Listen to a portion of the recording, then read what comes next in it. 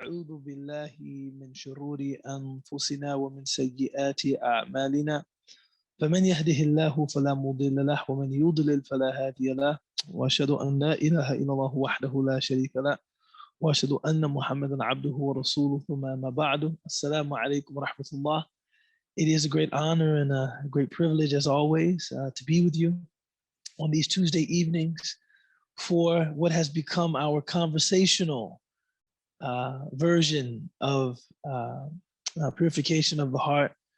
We're still reading Imam Maulud's didactic poem, Matharat al-Qulub, Purification of the Heart. And we're still, mashallah, being graced with the presence of different community members weekly. And this week I have my neighbor. Yeah. Mashallah, I have my neighbor, my sister, a friend of our family, and our sons, our friends, mashallah, Najashi and Bilal. But Sister Alia Bilal, how are you? Alhamdulillah, I am well, praise be to God. Very well. Alhamdulillah, alhamdulillah. So wanted to get you in, have a really easygoing conversation just about the chapter, which today is Hibbud Dunya, love of the world. So just some initial impressions when you hear love of the world, and this is something, like before I was Muslim, I don't think I used that kind of language, like the dunya. There wasn't. That's a very Muslim thing, like the dunya, the dunya, the dunya, which some people use to refer to the world, meaning all of the negative stuff in the world, like temptation and sin and iniquity and hedonistic pleasure, the dunya. When in actuality, the dunya is everything. It's the good of the world, the bad of the world, the things that we're indifferent about concerning the world, but it's the dunya. Here he's talking about love of the dunya as a disease of the heart. I mean, what comes to mind for you? Well, I think a lot comes to mind. Um, I think there's a lot to reflect on in life, and life is a part of this world. When I think of love of the world, I'm thinking about the glitter, the glam. I'm thinking about the things that we either consume or we make a part of our lives that don't necessarily need to be there. Things that we that we do in excess, that we consume in excess. So when I think of that term, love of the world, those are the things that I tend to think about. But I think there's a layer underneath that that doesn't have to do with all the excess necessarily, and doesn't have to do with all the glitz and the glam. It has to do with some of the things that really are, that kind of hit home, and that really, when you dig a little underneath the surface, are the things that sometimes really anchor us. So when I think about things like my family, and the things that we need in our life to survive, my home and my car, I think I need to survive. And those are things that when I think of life without those things, really not even the home and the car so much, but when I think about life without family, I realize that anchors me. Sure. And in some ways, I should only be anchored by God. And so it kind of gives me this kind of, oh, sure. I feel that. Is that some of that? Is that are they part of the dunya? We're all part of the dunya. We're all part of the dunya. Yeah, no. I mean, the thing about that expression that always hits home is the idea of love. Like he's saying that love of the world is a disease of the heart. So I start thinking about what do I love, and what does it mean to love something? So yeah, I mean, all of us have an attachment to things in the dunya, whether it is something as significant as our families, or something as meaningless, or I shouldn't say meaningless, as insignificant as that favorite warm drink that we get from a cafe that we like. We have but I think this is suggesting that there is an aspect of our devotion or commitment or love that should not be for the dunya. It should only be for God, right? And that when you allow the dunya to possess you in that way, you open yourself to some, spiritually detrimental kind of energy, if you will. You know what I'm saying? Yeah. Yeah. And I think it's that opening that, it's sometimes hard to gauge, right? Like, how far am I? How far am I? Is this just something that I make use of and that I enjoy and I appreciate, or do I really love it? Does it compete with God for my attention, my devotion? You know what I'm saying? It's and I think that's where sometimes that, like, that's where the family comes in. I'm it's been an interesting year. Oh, for sure. For sure. I'm sure. In some ways, it's been an interesting 10 years. It's been an interesting, alhamdulillah, I've my husband and I we just celebrated our 11th anniversary. MashaAllah. Shout out to the beautiful brother, Mike Swice. Someone that just thinking of him brings a smile to my face. Alhamdulillah. Alhamdulillah. Mike, I told Mike I wanted to camp out with my kids in the backyard. Yes. Mike came over the same night, set the tent up, and didn't do it in just like a satisfactory way. He didn't just like drive the stakes in the ground, but he had to test it and make sure, and we may have to soften the ground a little bit, and and I just appreciate. And he, my knowledge of Mike leads me to believe that he applies himself to most things in that way. But especially outdoor activities and very things true. like that. He applies himself that way to everyone and everything. Absolutely. Mashallah. Shout out to the brother Mike. But the first line of the poem, maybe he's allaying some of our fears here. He says, realize also that blameworthy love of this world is what is solely for the benefit of the self. It does not include desiring it so that others are not burdened, right? So this seems to be suggesting that, the blameworthy love of the world is what you desire just for yourself, right? Anything you desire for, to facilitate ease for other people is not blameworthy. I was asking a couple weeks ago, I had Imam Ibrahim, Jamali's father, and or I should say Jamali is his son. Right? There you go. There you go. Right? But I was asking him, how do we balance, because we were talking about wantonness, just this craven desire for more, just always wanting excess.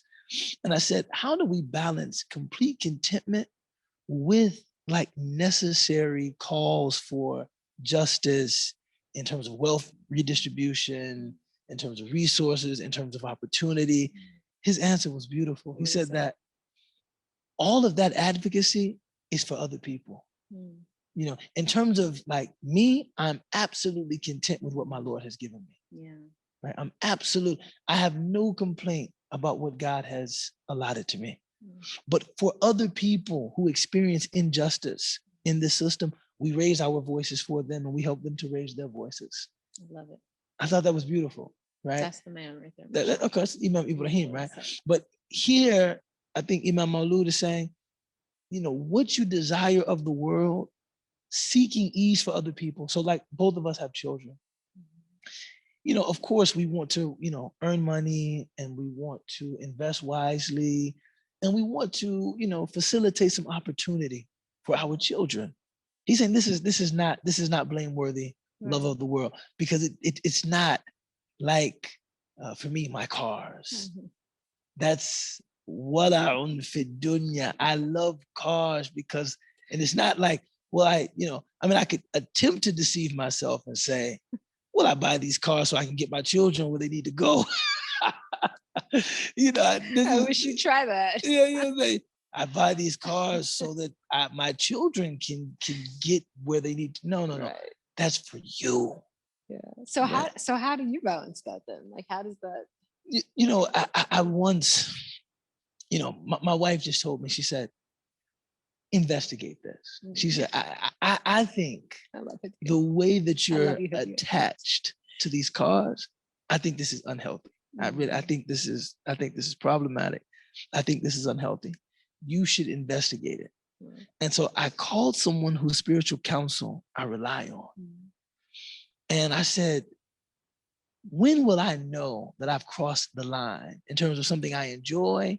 And when has that enjoyment become toxic, become something bad for me, something I need to relinquish? He said, we look at the 5 qawa'id of the Sharia, like life, progeny, property, intellect. I'm missing one. Life, deen. Yeah. That one's important. Religion, faith, yes. Faith, right? He said, if your engagement with anything in this world leads to your sacrificing any of that, then you know that your engagement is problematic.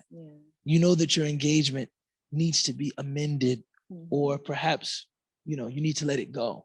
If, you're engaged with something and like you would sacrifice your faith for this, right? Could be a relationship. I mean, I'm just talking about, for me, I like cars, but could be a relationship that you're in.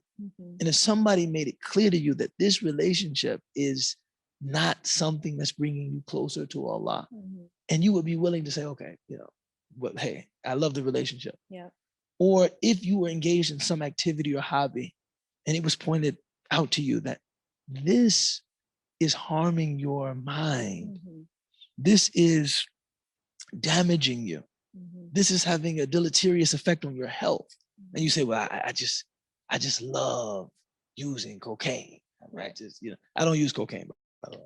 This will make that clear, right? But if I love it, right? Or if somebody pointed out to you that, in terms of hifd al-mal, this activity is impairing your ability to care for your family, right? The people to whom you're responsible cannot rely on you because you're engaging in this activity. Then you know, okay, this is a problematic activity. Or I have a few of those. Well, no cocaine and nothing that I hope is too harmful to the family. But I think the realness that you're expressing right now, like a willingness to say, like, no, there are some things that I have to say, like, man, how far am I going here? Right. I think if you are having a real experience in the dunya, then you have to engage that evaluation. I think for me, it's sometimes even it's the things that seem small and kind of trivial. I have, part of my escapism is that I read fiction, I read novels, and I read them over and over again. And I love them. And even though I can, I've memorized some of them back to, cover to back. That's how I escape the world. But I know that if I'm reading a novel into the middle of the night and it is 2 a.m. or 3 a.m., that's going to make it really difficult for me to wake up for Fajr in the morning. Right. I sometimes, it's hard, and it makes me think, wow, this is such an innocuous, this is harmless, this thing that I'm doing. It's just this fun. But I won't stop. To be able to get myself up for Fajr in the morning. Or if I do, it'll just be Fajr prayer. And I won't have time for any of the extras, no Quran, no dhikr, just none of that stuff. It's just like I will do my 2 rakats only. 2 rakats. I will go to sleep. Surah Al-Kawthar. Yes. In the first rakah. Maybe, yes. Surah Al-Ikhlas in the second rakah. A very brief salam. I call that like the Fajr, where you just kind of roll out of the bed. You just keep rolling. You end up back in bed. You just roll back in the bed. It's Fajr, but you knew. I know that's not. When you were up the night before. Yes. This was going to impact your ability to wake. Yes. But you won't stop. Yeah. And it's like, it's not benefiting me any. It's just a thing that I'm attached to, a thing that I've really enjoyed. We all have things like that. So he continues, he says, so that no others are burdened by your needs, meaning also, if you, want to be secure in dunya, so that other people are not burdened by your needs. So you're working, you're earning money, you're saving money. This is not blameworthy. and so that you are secure from dependence upon other people, nor does it include desiring it as a provision for the next world. So I like the way he's giving some nuance, some qualification that, okay, if you are working and earning money so that you are secure from dependence upon other people, so that you can recognize a pure reliance upon Allah. I think this is a good thing. Yeah, you know, I love that. Yeah, so it's like, I know that my rizq, my sustenance, my provision, it comes from God. And I don't want to rely on another person or make them feel burdened that, can you do this for me? Can you do that for me? This is why I'm working, why I'm earning money, et cetera. That's not a problem. The last thing he says here that I want to discuss a little bit, or desiring dunya, like, money and things of that sort, as a provision for the next world. Like you want to use it so that you can invest in your akhirah.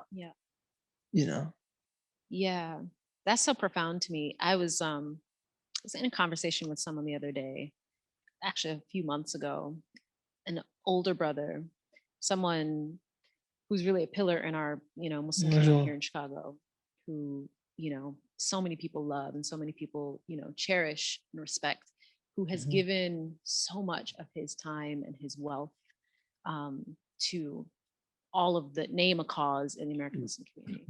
One of those people that are just pillars and that so humbled. They never want their name out there. They never want you to, they're not the kind to have their names, Allah elevate him and his family. And he was just telling me that throughout this last year, he'd been really reflecting on his mortality and just reflecting on this question of, what am I going to say to God when I get back to him? And am I going to be able to, what am I going to say? So I made some money and I gave it away and that was it. And I know that he must know that there's so much more in the balance for him there. Inshallah. But for me, it just felt like, man, to be able to, that's, you lived your life so that you could give your wealth, the better part, I believe, of your wealth to these causes. And what a life that is, what a sacrifice that is. Giving, and I'm not going to draw you into your day job, talking about Iman and encouraging, philanthropy it's and donation, right? Because I know this is a discourse in which you're very fluent, but giving really is one of the most profound human actions that I've ever seen before. People, and before I embraced Islam, I had never really seen that. I had never seen people give significant portions of their personal wealth. And I was talking with Shamar the other day, of course, your colleague at Iman, and we were talking about how it is really breathtaking every time you see someone do that. It never gets old. Every time I see someone give like a large donation, I'm just like, God, please raise me to that level in finances and in faith. Yes. In faith, yes. Because it takes both. Yes. I know people who have the money, but they don't have the commitment, right? They don't have the devotion, and I know people who have the devotion, but they don't quite have the finances to make those kinds of, contributions. But it's subhanallah. It's profound. It is. I think that's one of the most beautiful things in my last 12 years in this line of work that I've been able to witness is just the pure, generosity doesn't seem to be a strong enough word for it. They are selfless. They pour it's amazing. And don't want anything for it. No, don't want recognition. No. Just, this, I hope this helps. Yes. Yes. This is a cause to which I feel passionately attached. Yes. And I just hope that this helps. And that's it. Yes. They lived in complete anonymity. It's like, and there are so many of those people. And those are those people. Like and honestly, those people for me are like proof that God is real. Yeah. Sometimes, people ask me, with everything that's going on, what really grounds your faith? what's keeping you going? And I think they expect me to respond like there's some book of theology that I always return to, or, maybe the more conscientious of them are thinking I'm going to say, well, I just read Surah Al-Rahman, and all of which, mashallah, there are books of theology, and the Quran is the Quran. But sometimes the real answer, Muslims. There are women and men that I know that are the best human beings that I've ever met. Yeah. And they attribute their being to Islam. Yeah. So there must be something true about this religion if they can produce people like that. Yeah. You know what I'm saying? Can I keep it real? Bismillah. So I hope this doesn't take us off. I know it kind of. No. Look, this is a conversation. Okay.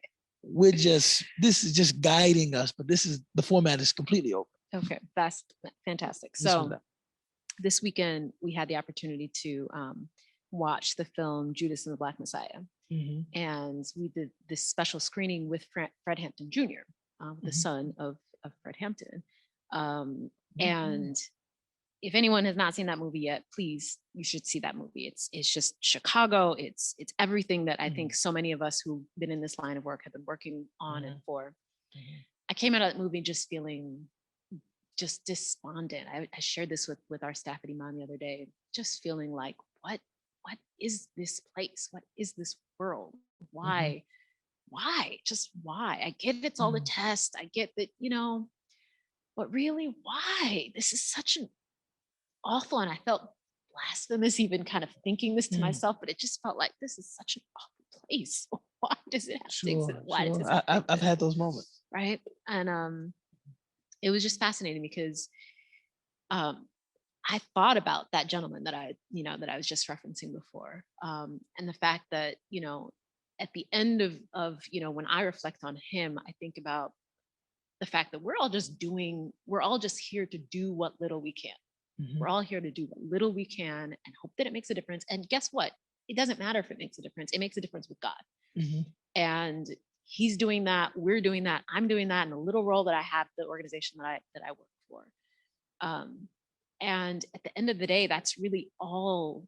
That's all. I feel like that's the magic there. It was it's profound because the very same day that I was sharing this to people, I found out that another gentleman, another just kind of person with great stake in our community had passed that very same day.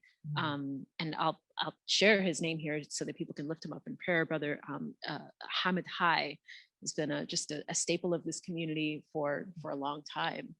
And he was actually introduced to us by this gentleman who believed that, he didn't have much to show. And it just made me realize that whatever it is that we're here for, however much I sometimes may have the opposite feeling of the love of the dunya, how I sometimes just feel like this place just sucks sometimes. Yeah, for real. Yeah, of course. Place. That there is a reason, and I think it's people like them and people like all the people that we know in our community that just that make me remember I don't have to have all the answers. I don't have to have the roadmap. I don't have to know the entire plan. I just have to do my little part. I have to do my little part. That's it. Be the best person that I can be in whatever way I possibly can to get myself as close as I can to the divine every single day with every little motion, with every, just making consistent progress toward the goal. And I remind myself often that we actually don't believe in utopias. The dunya is something fallen. It is, the dunya is for us, in terms of kind of our sacred worldview, human beings begin in Eden. They have like a paradisiacal kind of beginning. And the dunya is a place of a fall with mercy, right? And it's a place of respite, and it's a place of toil and struggle and trial, but also great beauty. It's a place of knowing God. It's a place of revelation. It's a place of knowing the Prophet, peace be upon him. So the dunya has that balance, but it's never going to be okay. Bismillah. Bismillah. Can you bring your mic a little closer? Sure, you could have given that to me. Yeah. Is this better? Alhamdulillah. But yeah, the dunya is that is kind of the character of the dunya. Yeah. Is that it's and like anyone that there's a good book that I recommend called The True and Only Heaven. And it's kind of a critique, or it's really like a broad survey on kind of the last 100 years in Western philosophical thought. And that a lot of it is like seeking utopia. We're seeking like this perfect kind of state. And the fact of the matter is that doesn't exist, in the dunya. In the dunya, we just want glimmers of beauty and forgiveness and hope and remembrance and friendship and love and partnership and true romance and things. Those are just glimmers, but the real nature of the dunya is, the Prophet ﷺ called it like a putrid corpse. I mean, I don't think I've ever heard that. Yeah, a putrid corpse. I mean, this is the dunya, right? Yeah. He continues by saying that when it comes to like seeking to earn and making money and stuff like that, all 5 legal rulings, and like just to reacquaint the audience, in Islamic law, an action can be permissible, it can be prohibited, it can be recommended, it can be mandatory, or it can be discouraged. Those 5 categories. That's usually how we kind of categorize and classify human behaviors. He said that seeking money and being attached to your, earning can be either of those 5. It can be permissible. It can be mandatory. Like for someone who, for instance, wants to get married. Someone that says, I really want to get married, that becomes mandatory. Or someone that says, she says, I need to take care of my parents. They're getting older and they could use some financial help. That might become like mandatory. Seeking money could be permissible. Like for most of us, it's something, if you want to, you can. If you don't want to, could be something discouraged. Like if you're a person for whom you have no financial concerns, right? Things are secure for you, things are secure for your parents, things are secure for your children. You're able to give to your community, and yet you're just locked in. You're just, and I've seen people like this. Yeah. People for whom work has become a way of life. And not work because it's meaningful and it nourishes their souls, but like bankers, that they're like 30, 40 million up, not like people like that work at your, the big teller, the tellers, but I'm talking about private equity people, right? Very wealthy people, 30, 40 million up. And they could, be really just let them invest the money and just, they're on cruise control, right? I'm thinking about, worship. I'm thinking about philanthropy. I'm thinking about social work. I'm thinking about community work. But now they're every day in front of the computer screen. That might be discouraged. That might that could be discouraged, right? That could be reprehensible in some way. And then you have people for whom being attached to money and the dunya and stuff like that is just impermissible. Right? It's like, because of the way that they're doing it. Right. So all of that exists, I mean, I definitely think of myself as someone that is just trying to, make a way for my family and contributing to making a way for my family. My wife and I both are trying to make a way for our children and trying to put myself in a position to care for my parents. Right. But, I mean, how much is enough? Right. Yeah. I don't know if most of us will have that answer, because I feel like most of us are, just kind of in that. We're trying to make it for our, we're trying to do it for our families, for ourselves, for our, and I think it's both a privilege and probably a test if we ever do get to the point where we have to ask ourselves, is this enough? Because I'm not sure that I've ever been too close to that yet. Oh, I'm sure that I haven't. You know what I'm saying? But you know what? The thing about that, it's so relative. Yeah, it depends on it depends on who you ask. Some people would look at a person and think, oh, they're set. Right. They actually now have the space to focus on much more important things than dunya. She's set. She's good. And she might look at her own circumstance and think, no, I'm still hustling. I'm still struggling. We're living like queens and kings here. There you go. In other places of the world and in our own country. This is extravagant. We are living lives of luxury. I don't know how to say that to people without trivializing their perspective, their problems, their issues. But sometimes I struggle to inject that global and also transhistorical perspective that, globally and transhistorically, we're all the top something percent. I don't know, 1, 2, 3, but the lives we lead, the food that we consume, the clothes that we wear, the cars we drive, the homes in which we live, the way we heat those homes and electrify those homes. This is, and many of us would still say, this is nothing. Yeah. I'm poor, man.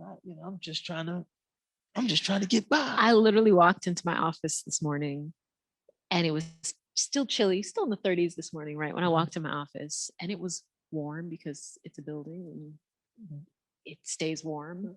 And I even had that thought, like, whoa, my fingers are defrosting on their own. I didn't have to do anything. I just walked into a building and it was warm. And then I was able to turn on my space heater to get it even more warm. What luxury. It was just one of those rare times where I was like, oh my gosh, this is incredible. People, this is not normal. Yeah, this shouldn't be normal. And the thing about it, I heard one social commentator talking about our experience of just luxury and amenity. This stuff works almost all the time, and we expect it to. Yes. If somebody gets in the car and the heat isn't working, they might throw a tantrum. I'm thinking it'll ruin their whole day. You're going from one side of the town to the other in 20 minutes in a heated car. In this metal thing that just took you where you were going. Taking you exactly where you want to go. Yes. Listening to your favorite podcast on your way there. And you still found ground to complain. Yeah. It's like the joke of the dude who was in the airplane and he was sitting next to somebody who was complaining. I don't remember who was, some stand-up comedian, but was complaining about the fact that, the air, whatever it's called, not room service, the service was slow, and the air, the air was stuffy, and then stopping to realize, oh my God, I'm in this thing that's flying in the air. I'm in this receptacle that is flying me through the air. And sometimes we don't have this space. We're not giving ourselves the space to appreciate everything we have. So, and that leads me to like a point of like investigation for us. So how, if this is like our norm, how will we ever get to a place where we say, okay, that's enough doing it? If this is the norm, and don't even talk about, people, comparing their stock portfolios and, investment portfolios and, one person talking about the summer home, the winter home, the vacation home, which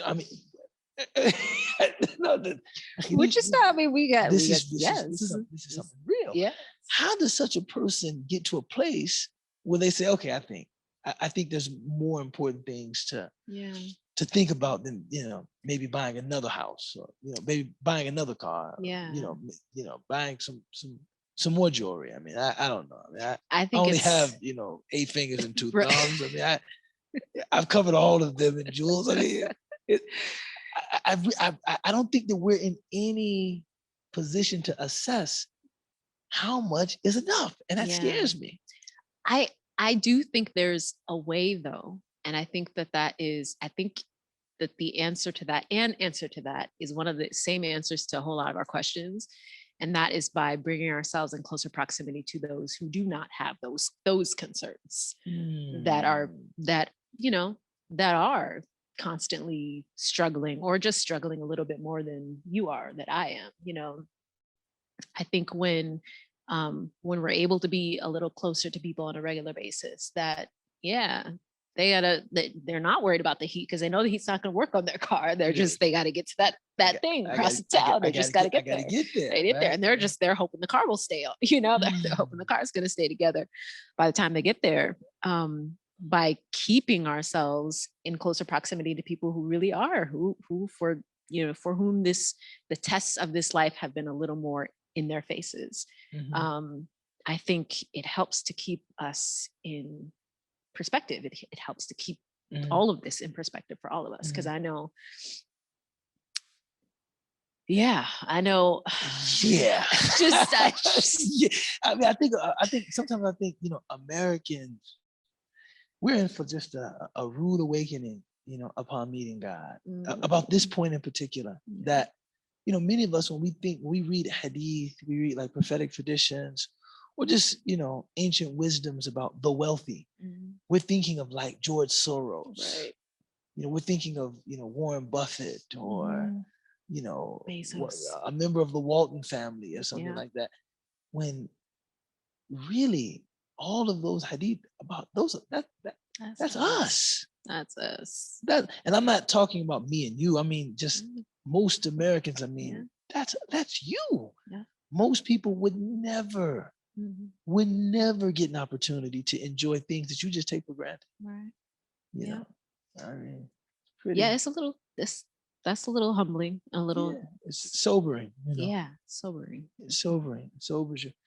He continues as such, right?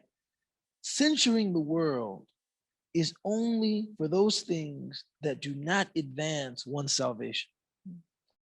Thus, for these reasons, censuring is restricted to its ardent love, like those cars in those novels, right? Indeed, the best of creation, sallallahu alaihi wasallam, prohibited cursing the world, right? So again, we come back to this balance. It's like, okay, look, censuring the world is only for those things that don't aid you in your salvation, right? The Prophet ﷺ prohibited us from cursing the world. Right? We're not, we're people who live in between like intense sadness and melancholy, and just like mindless elation and exuberance about the dunya, right? That was actually wantonness, like just the dunya. Oh my God, it's just overloaded with just love for stuff and rapturous experiences and you name it, right? But we're also not the opposite of that. People that don't see anything beautiful in the world. Right. The dunya is just, I just said a minute ago, putrid corpse, which is a hadith of the Prophet ﷺ. Yeah. But I think that shows that balance. I mean, that's it. Like he's taught us that we don't curse it, but we recognize that it's some messed up stuff too. Yeah. It's some messed up stuff. It's some good stuff. It's some bad. I mean, that's the nature of the world.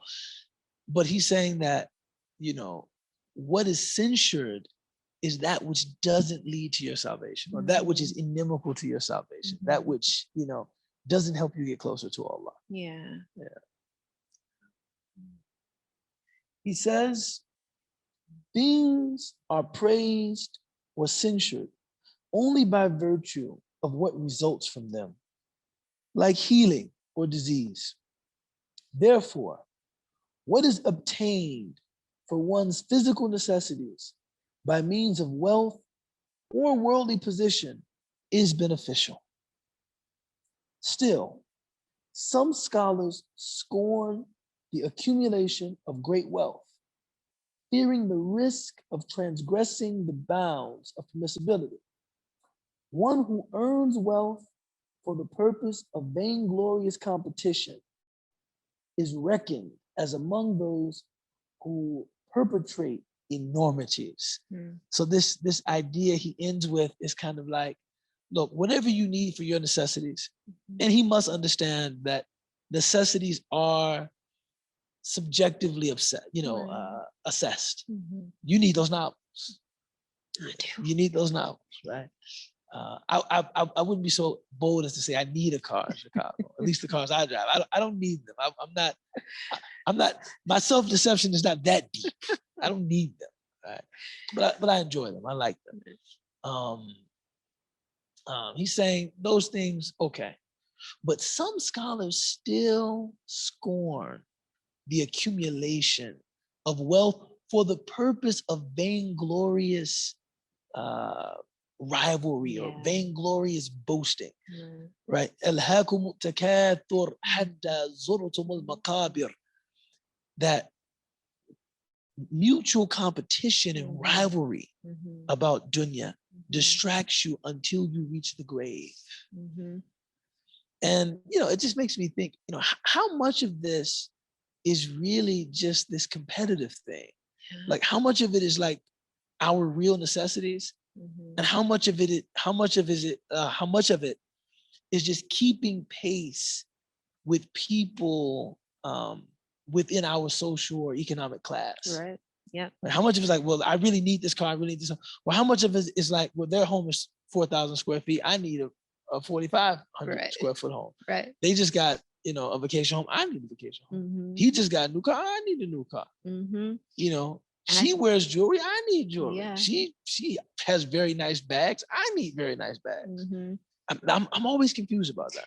I think that's just, that bug is in us as humans. And I think that's something that I know the devil plays with as well. It's interesting because when it came to kind of like domestic life, the house, even the car, I don't know if you know, but I only started driving a few years ago. So I didn't, cars were not actually a thing for me just because I didn't drive. No big deal. But even just like the big sprawling home and it was never something that computed for me. I never sought that until I started seeing friends and peers they've got their house in the suburbs now, and they've got this, nice setup there. They got a nice lawn, and they and they got the 4 bedrooms, and they got the and it has started making me question.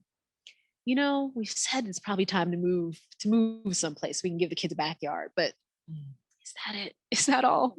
Do I also want? Is it that I kind of want that feeling of that established domestic life that everybody else has? Sure. You 2 cars and the minus the dog and the picket fence and the cat, for me, the cat. Yeah, I'm not a cat person, but it's like how much of this starts to creep in out of practicality and necessity.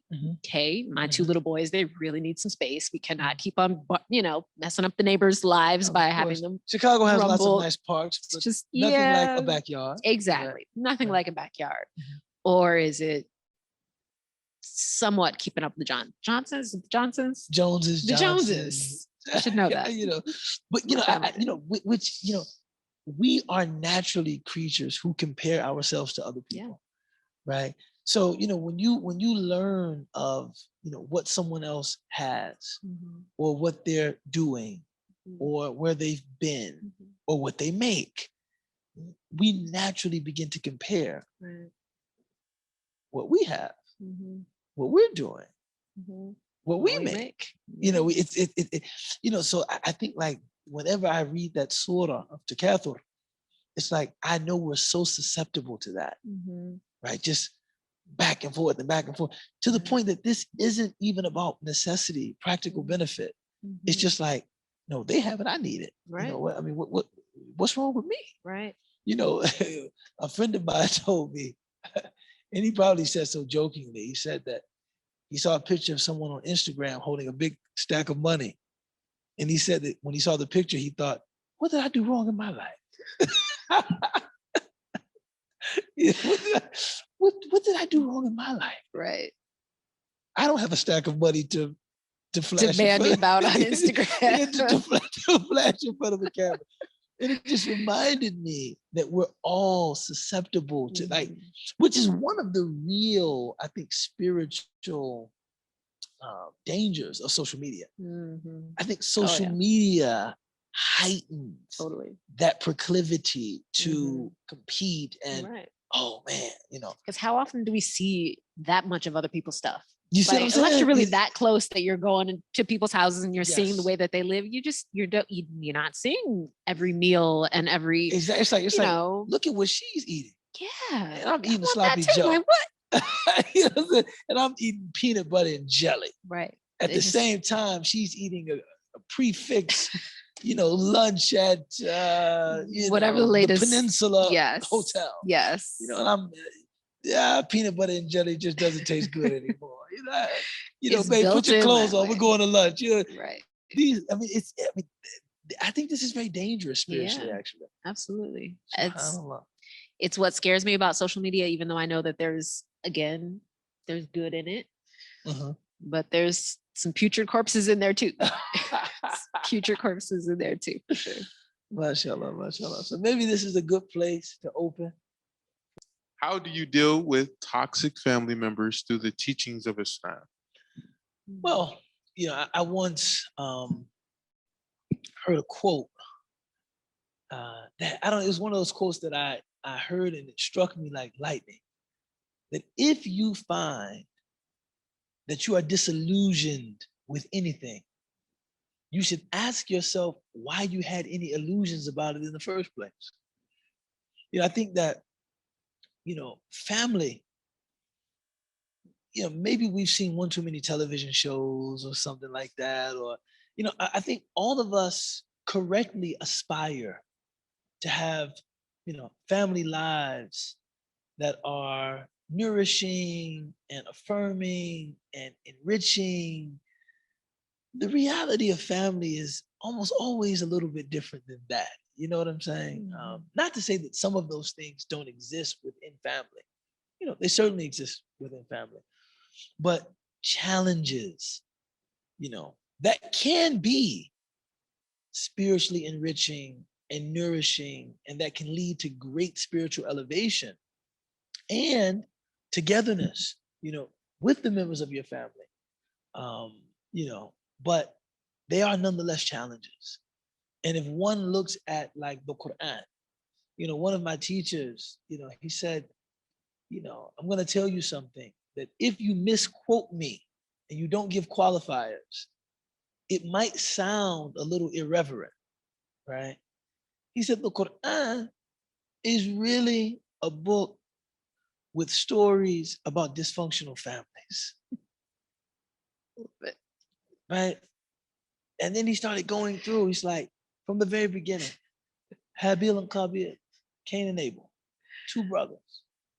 Then you have Noah and his son, Ibrahim and his father. Lot and his wife. Lut and his wife, Ayub and his wife. Yeah. Asiya and her husband. Oh man. Yusuf and his brothers. Right? Yaqub and his sons. You can go on and on. Moses and his adoptive parents. You can go on and on. The Quran presents family as a struggle. It's a place that you have to show up the best. Like, it's a place where you have to bring your best. Family will bring out the best in you, right? So the first thing that I would say, responding to that question, is like, just expect that family is going to bring out the best in you, right? The second thing is, the reason that family brings out the best in you is that this is a set of relationships that one cannot merely just switch off. See, there's no off switch. There's no, if you want to be prophetic in the way you engage your family, there is no writing off. There is no excommunicating. There is no cutting off. This is someone with whom I'm going to have a relationship. This is my sister. This is my brother. This is my father. This is my mom. This is someone with whom I'm going to have a relationship. So it forces me to deal with the tension, the discomfort, and to work through those things. And it's in short, it'll probably require you to tap into the deepest reservoirs of your spirituality, your patience, your forgiveness, your thoughtfulness, your magnanimity. All of those things are brought out when we're dealing with our families. The saying in Arabic is that ihtikak yukhriju sayyi'at, that being rubbed kind of brings out your weaknesses, your shortcomings. And family, they do a lot of rubbing. You know what I'm saying? They do a lot because they're close to you, especially within like the marital bond, right? That's actually, like the we got people giving glass. Oh no. Wait a minute now. That's actually what's intended in the Quranic verse. Hunna libasul lakum wa antum libasul lahun. Your spouses are like garments unto you, and you are like garments unto them. Other than yourself, the closest thing to you is your clothing. Meaning, like, after you, that's right on top. So there's a lot of rubbing, man. There's a lot of rubbing with that, man. The person is close enough to rub you. But they say in being kind of, rubbed the wrong way, and, being able to see yourself, seeing how you react to agitation, how you react to frustration, how you react to confrontation, tension, you will become better. You will become a better woman, a better man. So just, expect it, man. Expect to deal with it. You want to add something? Yeah. Well, two things. Just the one kind of maybe a qualifier when you say that, that family will bring out the best in you. I think it's from everything you just said and everything I've experienced. It's because it could also bring out the worst in you. Oh, no doubt about it. and you have the opportunity. God has given you the opportunity in that to burnish yourself, to polish yourself through all of the rubbing. Yes. And make yourself the best version of yourself that you can be through all of that rubbing and all that agitation. So I think that's one thing to add there. And then the other is, I the way that the question was framed, I'm not sure necessarily what the questioner was meant behind one aspect of it, but just the idea of kind of using Islamic teachings, whether that's Quran, Sunnah, Hadith, to kind of to work on family, on toxic relationships. For me, I think the way that I need to understand that for myself is that I use that to work on myself. I need the guidance, the wisdom. I need to be looking at the Quran to give me the wherewithal to deal with toxic relationships, not so that I can use the Quran, use to the transform Hadith. them. Right, exactly. It's work on me, I can understand our relationship a little better through that, but also to be really careful about using that. Well, brother or sister or daddy or mama, look, the Quran says this. Why aren't you doing this? The Prophet used to do this, sallallahu alaihi wasallam. Peace and blessings upon him. Why aren't you doing this? That's, may not be the most effective route.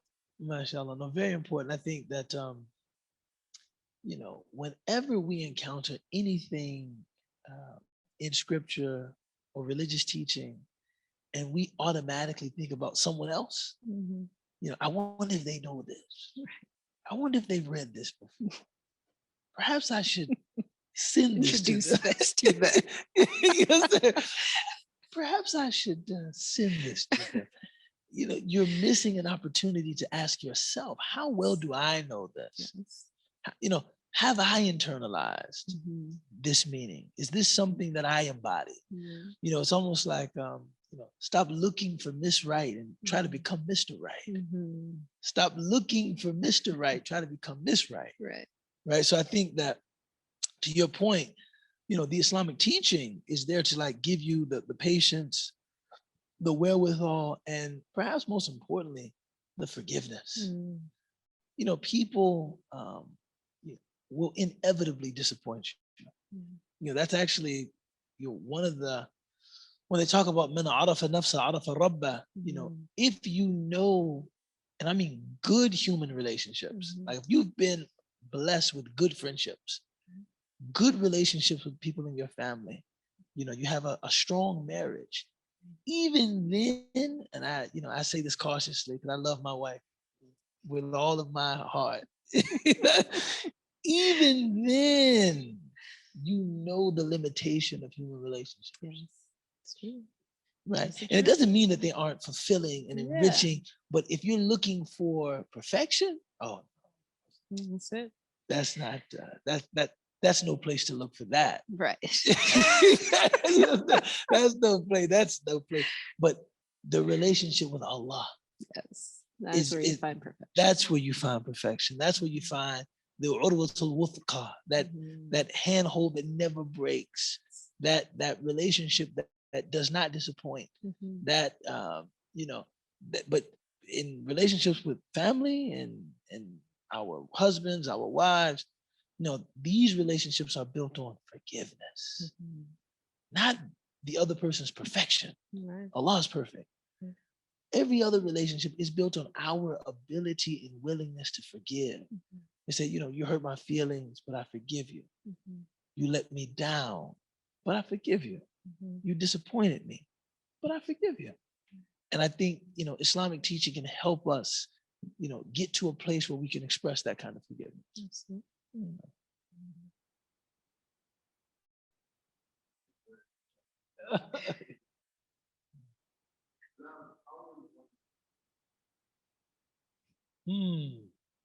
Ask someone who's good at everything. You And so they ask you. know, um, you know, the Arabic language is, you know, it's strange. I really don't have like a special aptitude for languages.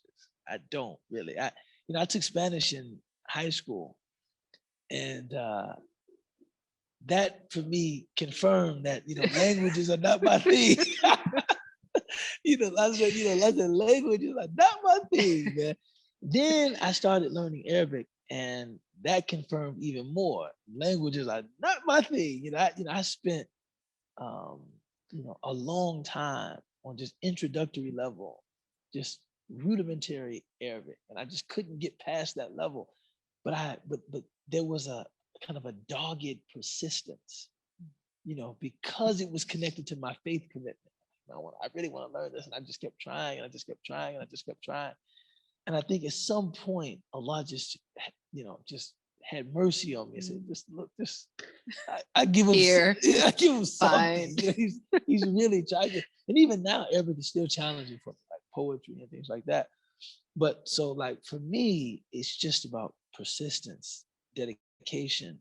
Um, you know, I mean, I can remember. And I'm not saying this to pat myself on the back. I'm actually saying that I don't know personally of any like, you know, method that guarantees success, and I certainly don't have any talent that, you know, within just like linguistic talent that aids me.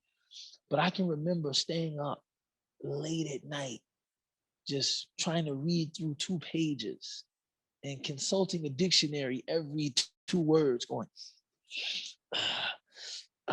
you know, and trying to commit, you know, like those dialogues and those language books, like trying to commit like the dialogue to memory, and sitting in my room in Yemen, and literally acting both parts. كيف الحال؟ أنا بخير. لعلك بخير. الحمد لله. أين تسكن؟ أنا أسكن قريب من what I'm saying? Like I can, like just really, really trying. So I would just say, good teachers are of course always very important, and then just persistence, man. Don't give up. Don't give up. At times, not just Arabic, but many pursuits will seem hopeless, right? Maybe a person is trying to run 2 miles. Maybe a person is trying to, learn a new language. Maybe a person is trying to learn how to knit. Maybe a person is trying to write a book. At times, pursuits will seem hopeless. Man, this is too hard, man. Just keep going. Everything is hard except what Allah has made easy. So that's not really practical advice, but I suppose I'm not a practical person. But maybe you have more practical advice. I would say the only thing, and I have not in all of my years mastered Arabic. But Arabic is mashallah very good. I can do I can fake it like no other. People can, yes, I can make someone think that I understand everything that I'm, and I do have, after several years of exposure, I understand a lot of what I hear and a lot of what I read. But that's been it for me. It's been exposure. I just have to be constantly exposed to it. What I have lately taken to doing, just to kind of, I'm not in a class right now, but before we had Bilal, we were in a class, hardcore falakha class. It's really great. I was at the top of the class. I was really proud of myself after all these years of not really mastering it well. I was finally doing well, and then I had a baby. And you would be surprised how fast that language goes. Oh yeah, if you don't use it, you lose it. If you do not use it, you lose it. But one of the things that I've just, one of those ways that I have just consistently tried to keep up with it is now whenever when I'm doing my daily reading of the Quran, if there's a word that I don't understand or that I don't know, because I'll read it in Arabic first, and then I'll read the translation after I'm finished with my pages. Before I look at that translation, I'm looking at the root. Okay, I know the root here is Rama. Yeah, okay, I know that. Do I know what that means? Do I have any context for any other word that gives me? So of course, there's a level of kind of you. And then you think Ramina Shishi. Right, maybe so. But so it takes some building, some foundation to get to that point. But I think the point here is still consistency. It's like take something small and do it constantly. That's the key. And that's, that's with every, one financial planner, he told me that people just don't have a real concept of time. They just don't, so he says, like, if I tell people, if you invest this amount of money every week or every time you get paid, in 20 years, you could have this. Is people just don't, it's like, it doesn't, we're such creatures of immediacy that kind of long range thinking doesn't. It's too long. It's like, no, I think I'm gonna go on vacation. Yeah, but no, I don't no. So if you say to somebody, if you can study some Arabic 15 minutes a day for the next year, you'll make tremendous progress in your understanding of the language. Even if you're just exposed, just turn on, a YouTube video of, someone speaking Arabic, or watch the news or something like that. For 15 minutes a day, you'll make tremendous gains after 3 months. A lot of times people just like, no, I'm looking for that intensive program. Right. I want that. I want now. I'm looking for that intensive program. I can't really see. But it's really just consistency, man. Consistency. Can I share also? No, so I'm currently learning Arabic, and even the beginning journey of that was I just started asking people around, in the community, do anyone know anyone that can possibly help me with just letters? And alhamdulillah, I was introduced to someone in my community that can help me even start off. And even his advice was 10 minutes, 15 minutes a day. He was like, if you do that, just starting that, he's like, you'll build a level of confidence within yourself to want more of it. And then also, what is your intentions of learning Arabic? Is it to learn more Quran, to build a better relationship with Allah, or is it because you're getting married? This was an example, he shared. Or you're getting married and you only know two surahs, and you want to be able to lead your wife in prayer with a couple of more. Like, just also, Which is not a bad intention. but also identifying what is your intention of learning Arabic. Yeah, no, it's very important. It's weird, man. I've been in this community. I've been a member of this community for over 20 years, man, which is just strange to say.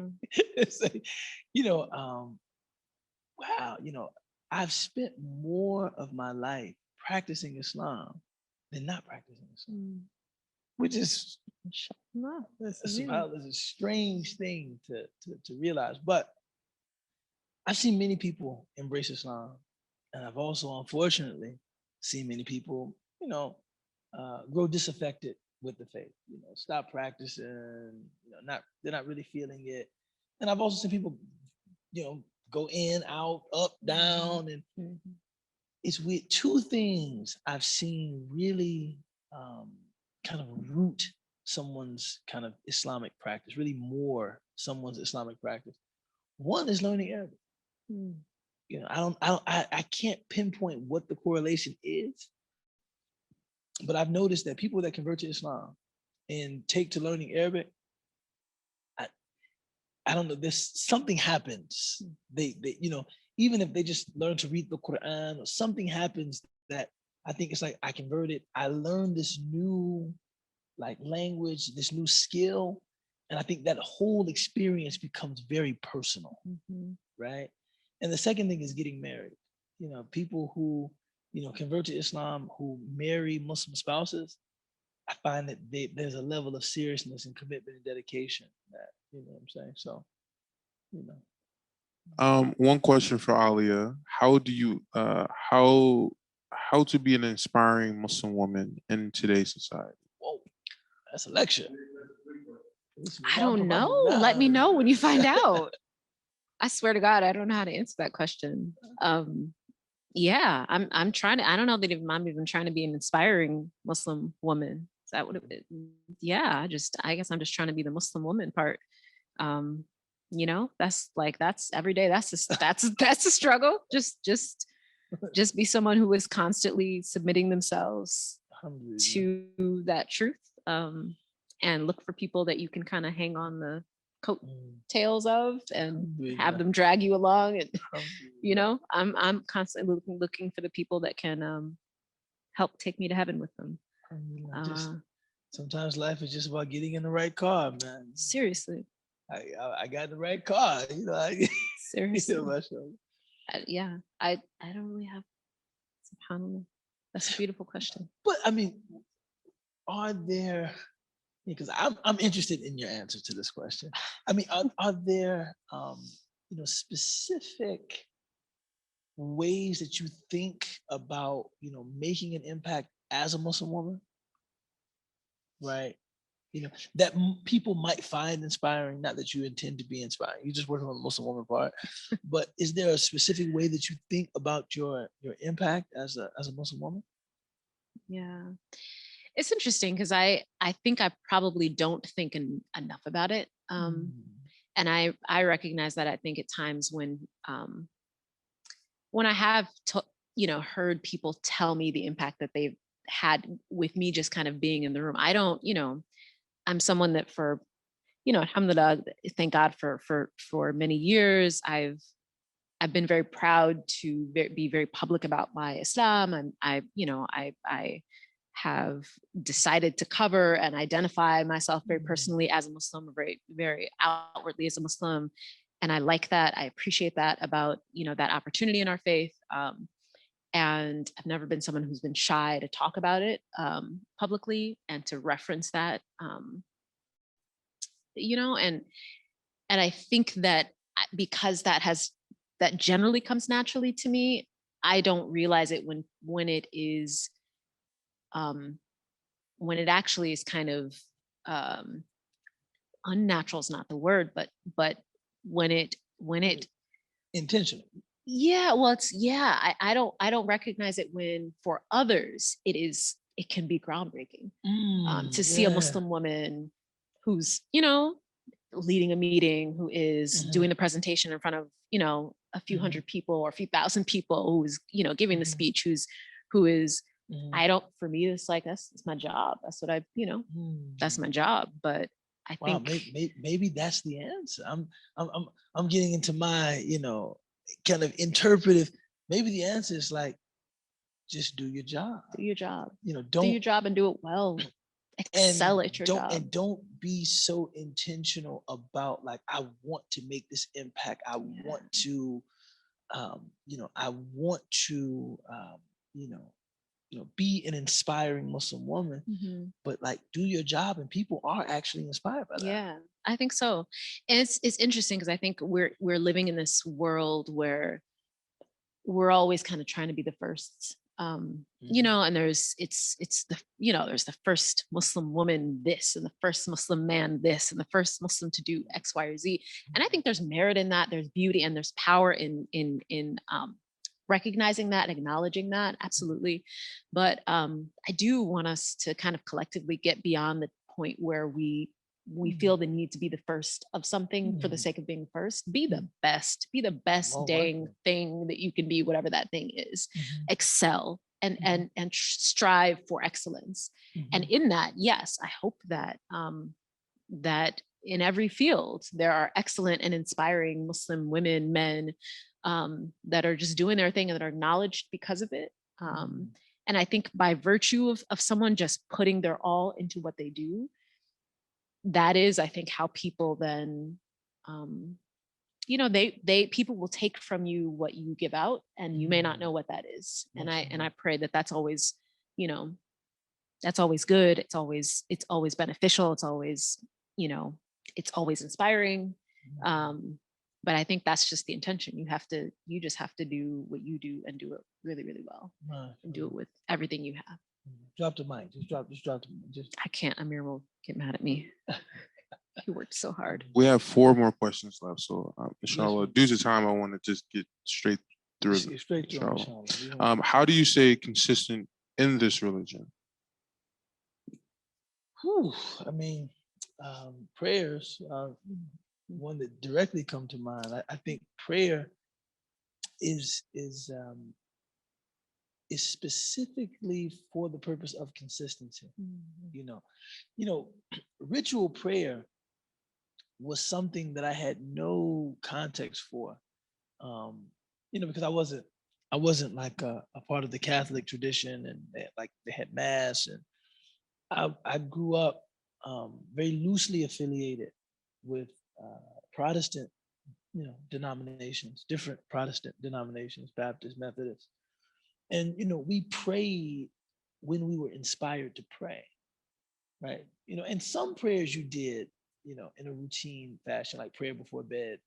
But most of the time, your praise, your prayer, your devotion was something you felt personally inspired to do. And if you didn't feel that personal inspiration, you know, not much devotion was happening. You know, and upon embracing Islam, you learn about ritual prayer that's performed every day during, you know, specific, you know, blocks of time. And that was really challenging for me. You know, for a long time, I felt like, well, what if I'm not in a prayerful mood? You know, I mean, you know, somebody say, you know, people say, you know, have you made the afternoon prayer? Well, I got to get myself in the spiritual state. I'm not, you know, I mean, right now I'm playing basketball. You know, I'm not really thinking about God and faith right now. Like, this was like a real challenge for me as a Muslim. And I remember sometimes I would even astaghfirullah, I would be dishonest. Have you prayed Asr? Yeah, I prayed. I prayed. He said, brother, it just came in.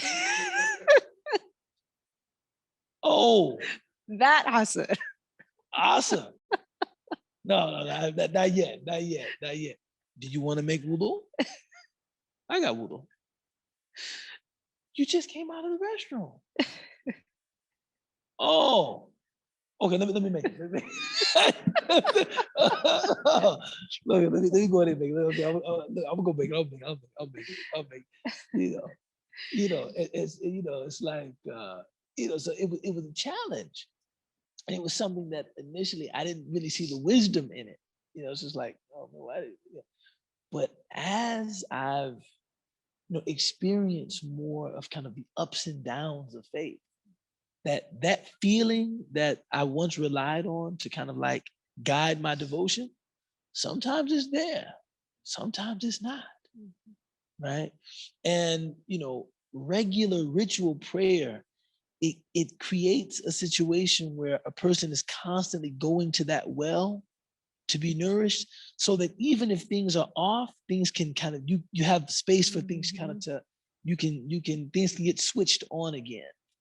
And so prayer is very important. People ask me similarly, like, I want to get in shape, man. What should I do? This, that, and the third. And I always say, work out.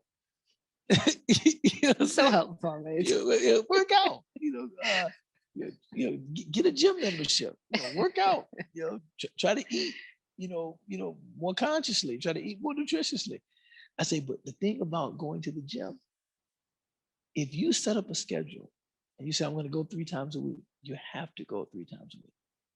Even if something happened in your time or something happened and you just don't feel like it, I said, just drive to the gym.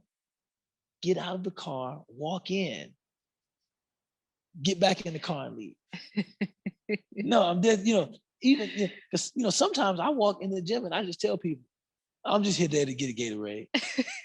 I'm just here to get a Gatorade. I'm not gonna work out. I'm just here to get a Gatorade. But the fact that I showed up, whatever my routine, I stuck to my routine.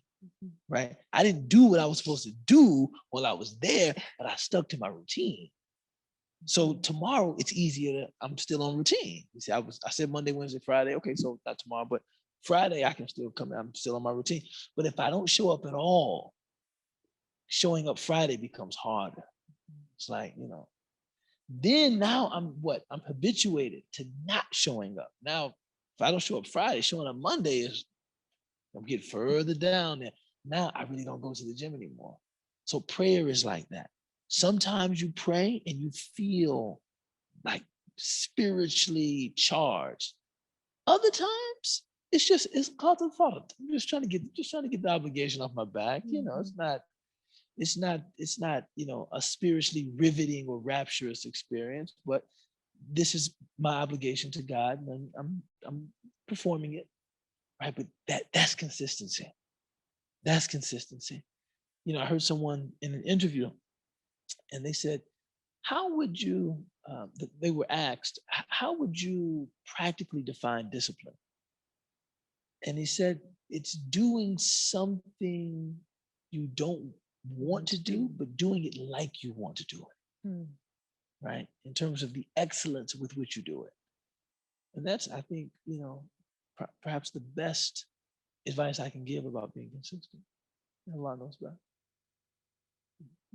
Yeah, I agree with that 100%. It is the prayer, it is the ritual prayer that has always been my anchor, and it's been my gauge for when things need to be recalibrated.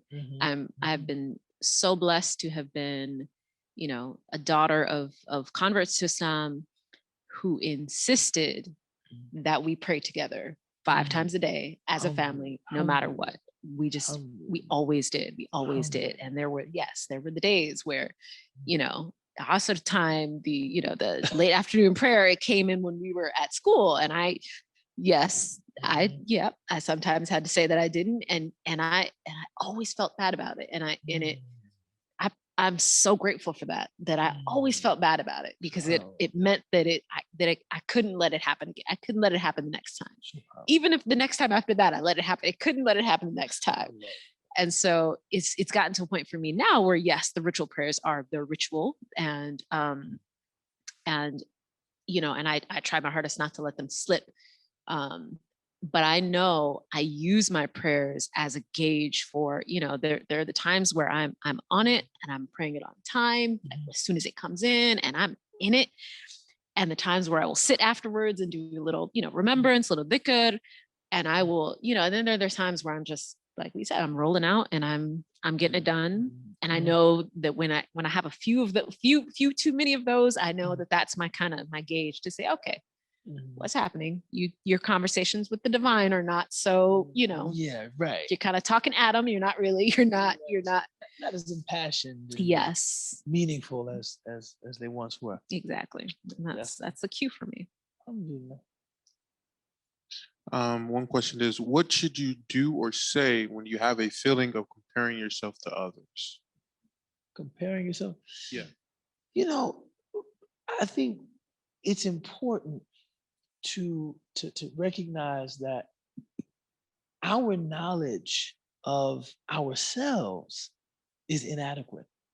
So our knowledge of other people is really inadequate. You know, most people comparing themselves to other people, they're not doing so holistically. They're looking at one thing.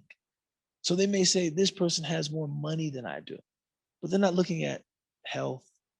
They're not looking at they don't know anything about those things when it comes to another person. So even like to look at oneself and feel like you don't measure up or that you have less than someone else, I would encourage them to kind of reconsider. You know, it's almost like you don't know what you're saying in reality. So the best thing is just to be grateful, man. Just to be grateful. Now, if you're comparing yourself to someone who's better than you in virtue, that this person is more generous than me, this person is more courageous than I am, this person is more selfless than me, this person, um, you know, is more devoted or more devout than I am. That's actually good comparison. The Prophet ﷺ said, when it comes to akhirah, always compare yourself to people who are better than you. But when it comes to dunya, don't compare yourself to people you think have more than you in terms of, you know, worldly acquisition, because it just leads to ingratitude and frustration. Um, um, yeah, so you probably want to stay away from that. What are some ways to bring yourself to peace if you have moments where the finality of dunya is difficult to think about? You know, I think, you know, bringing oneself peace is a completely subjective. You know, I don't know what brings someone else peace, but I do have those thoughts, you know, about death and about, you know, meeting with Allah, and I'm always comforted by this recognition that, you know, this is something that is inevitable, right? Kullu nafsin dha'iqatul maut, you know, um, being, you know, the gift of life is something that comes with the promise of death. You know, there's no two ways about that. Um, and I remind myself to live, especially in my relationships, in my faith, to live my life in a way that, you know, death with all of its, um, you know, uncertainty in some sense and promise in another sense, um, you know, death with all of that, I say it, you know, it's almost like my wife was watching some show and she told me that uh, a guy got up and spoke at a wedding. And he said to the couple, may the joy of loving each other be worth the pain of losing each other. Ooh. Because whether they lose each other in divorce, death, they will certainly lose each other at some point. But may the joy of loving each other be worth the pain of losing each other, or the loss of losing it. He was much more eloquent. He was a British guy. He's a British guy, you know what I'm saying? You know, had a ring to it, right? But I think about that death does entail, you know, a great deal of uncertainty in terms of what the state of my soul will be, you know, everything, you know, trying to live in a way that, you know, makes what one confronts in death worth it. Mm-hmm. And we have a great opportunity to do that, you know, through our faith. Mm-hmm. But it's inevitable. Yeah, you know, I have for a long time been really terrified of death. Really, really terrified of it. To the point where it's not that I kind of like crumple in fear at the thought of it. It's just, I don't want to think about it. I don't have to think about it. I don't like the idea of death. I don't like, it's hard for me to visit people at their end of their lives, which I know is such like, that's a beautiful thing that we should all do, is visit people when they're, you know, on their deathbeds, when they're approaching that transition. And it has always been terrifying for me. And just this last year, right before COVID hit, my grandmother, my maternal grandmother passed. And I had the opportunity, subhanAllah, it was just one of those, it was one of those God placed me there, as it was supposed to happen, moments. She'd been in a care home because she had dementia for the last couple of years of her life. And my mother's, she's, mashallah, amazing, was always devoted to her. And she's always visiting her. And then in the last several days of her life, my mom had been just taken to going there and just sitting with her for hours and hours and hours and hours. And she wouldn't, you know, she's not, you know, she's not going home as much. And so that last day, I think I took the day off, or I just decided I would work from home. I told my people that, you know, at work that this was happening and I want to be there for my mom. So I went and I told my mom, just go home, take a shower, be able to, you know, come back in a couple hours. I'll be here. She's not, and I don't think I said she's not going anywhere, but, you know, I'll be here. Yeah. Most likely you'll be back. And so she, after lots of coaxing, she left. And about 10 minutes after she left, my grandmother passed, and I was the only one there in the room. I was reading Surah Yasin to her, so I got to read the entire surah to her, and she took her last breath, and I was there in the room with her. And it was, you know, on the one hand, it was like I was kind of dreading calling my mom because I knew she was gonna feel like I knew it, and I also had this sense that was gonna happen. I kind of knew that was gonna happen. I just felt like this is, you know, God is placing you here for a reason, and so. You know, I got to experience that. And at one point I would have thought that would be the last place I would ever want to be. I would not, and I loved my grandma. She's, you know, she's incredible. And, you know, have a lot of happy memories of her, all throughout my life. But I knew I wouldn't be able to do that. And it was a very peaceful, a very quiet, and in strange ways, not a very sad moment to see her transition. And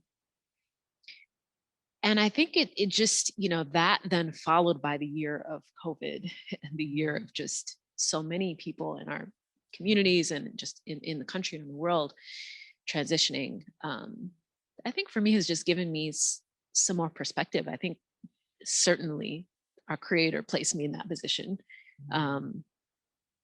He always knows what he's doing, obviously. I think it was an opening for me to realize that, one, you can't ignore this, Alia. It's, you know, it's here, it's going to happen. And everything that you need to be doing in your life to make sure that moment for you is as peaceful and as serene on both sides of the world is to stick your head down and to continue doing what you're doing, but do it with intention. Do it because you know that you're going to get to that point. and not just in spite of that. And I think that's, I'm still coming to that realization now. But at the very least, I think I'm not terrified of death anymore, at least the way that I was before.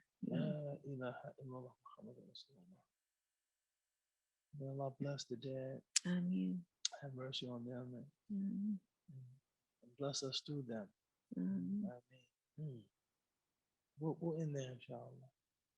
بسم الله الرحمن الرحيم والعصر إن الإنسان لفي خسر إلا الذين آمنوا وعملوا الصالحات وتواصوا بالحق وتواصوا بالصبر سبحان ربي رب العزة عما يصفون وسلام على المرسلين والحمد لله رب العالمين.